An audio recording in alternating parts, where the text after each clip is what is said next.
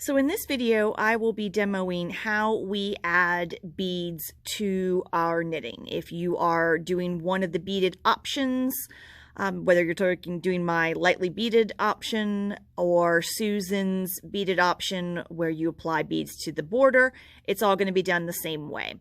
I, once again, have got 3 repeats of chart 1 cast on to my little piece of fabric here. I'm not going to have chart 1 on camera, but if you want to grab your chart 1, you'll be able to follow along with me as I add beads. There's 2 tools that I'm demoing today. This is the Beadle Needle that we have at the shop. It's got a very fine hook there at the end. I'm hoping you can see just above my knitting needle.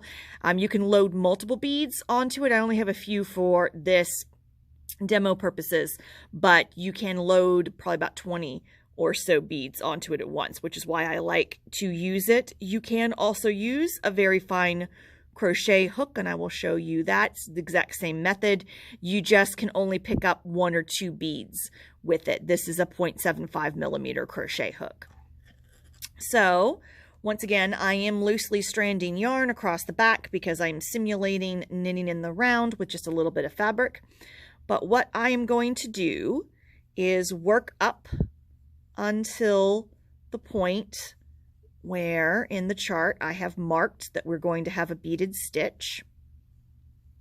Okay, so that is this.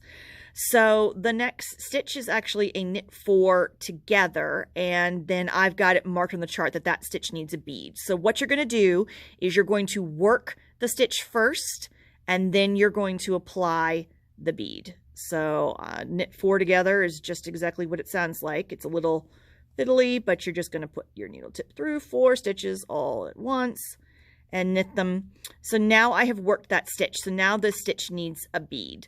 You can, if you feel confident using your left hand, you can grab the tool with your left hand here. And what you're going to do is you're going to grab that stitch off the needle. You're using that notch on the hook to hold on to it. You're then going to use your thumb to guide that bead up and then to flick that bead onto the stitch, and then you're going to put that stitch back onto the right hand needle because you've worked it. And so now the stitch has been worked and it has a bead. So now I'm going to keep going until I get to the next stitch that's marked on the chart.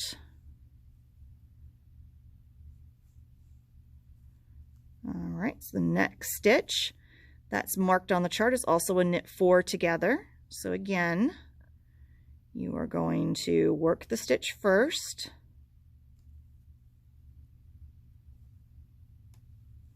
And now if you're not comfortable necessarily holding the tool in your left hand, you can put that stitch back that you just worked onto your left hand needle.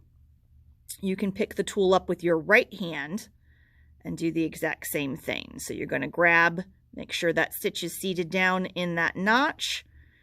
Use your thumb to flick the bead onto the stitch and then put the stitch onto your right hand needle because you've already worked it. All right. And then you can continue working across your repeat.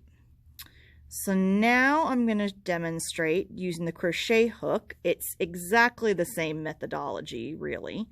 Gonna knit 2. I get to the point, all right, where I have a beaded stitch. So again, it's a knit 4 together, and I'm going to work the stitch.